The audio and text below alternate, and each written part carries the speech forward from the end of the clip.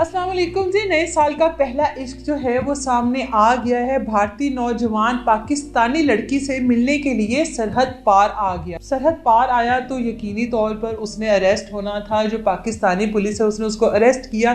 कौन है ये नौजवान? नई दिल्ली भारत की रियासत उत्तर प्रदेश से इसका ताल्लुक है और इसका नाम है बादल बाबू।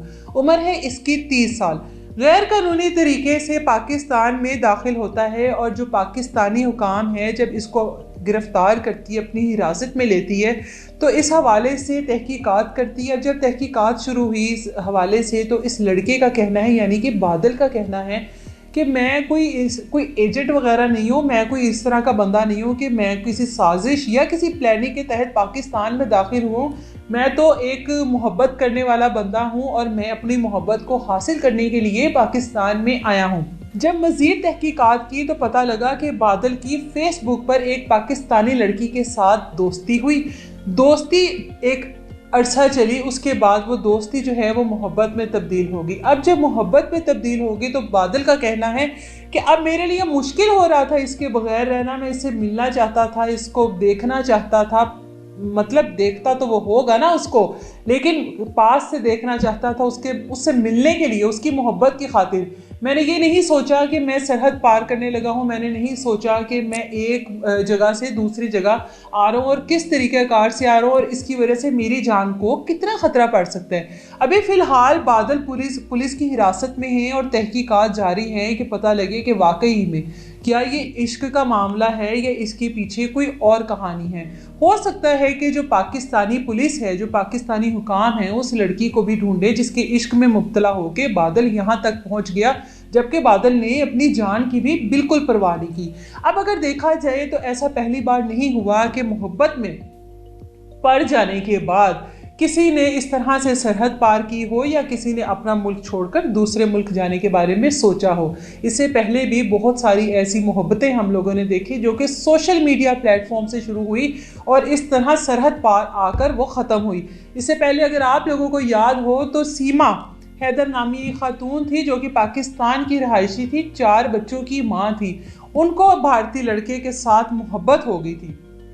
उस मोहब्बत को कामयाब बनाने के लिए, उस लड़के से मिलने के लिए सीमा हैदर ने अपने शोहर की तो परवाह नहीं की थी, लेकिन उसके साथ साथ अपने 4 बच्चों की ज़िंदगी को भी ख़तरे में डाला था।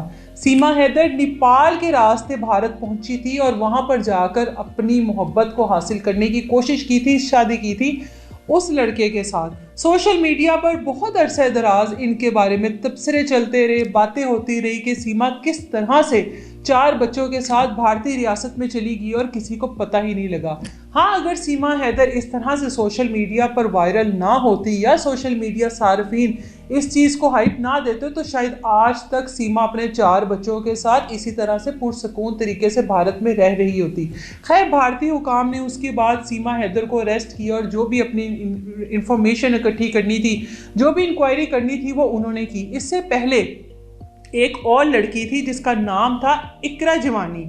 ये भी 25 साल भारतीय शहरी मुलायम सिंह की मोहब्बत में गिरफ्तार होकर उनके पास चली गई थी और इनकी भी ऑनलाइन गेमिंग में मोहब्बत शुरू हुई थी। दोस्ती शुरू हुई और उसके बाद मोहब्बत, और उसके बाद ये भी उसके पास पहुंच गई थी। याद हो अगर आपको तो अंजू नामी भी एक लड़की थी जो कि भारत की लड़की थी और वो भी हमारे देरबाला के नौजवान नसरुल्लाह की मोहब्बत में गिरफ्तार होकर पाकिस्तान आ गई थी और उसके साथ यहाँ पर आकर निकाह कर लिया था। बहुत सारे लोगों ने इसको तनकीद का निशाना बनाया था, बहुत सारे लोगों ने तबसरे किए थे। अंजू की फैमिली एंड तक अंजू को यही कहती रही कि वापस आ जाओ, वापस आ जाओ।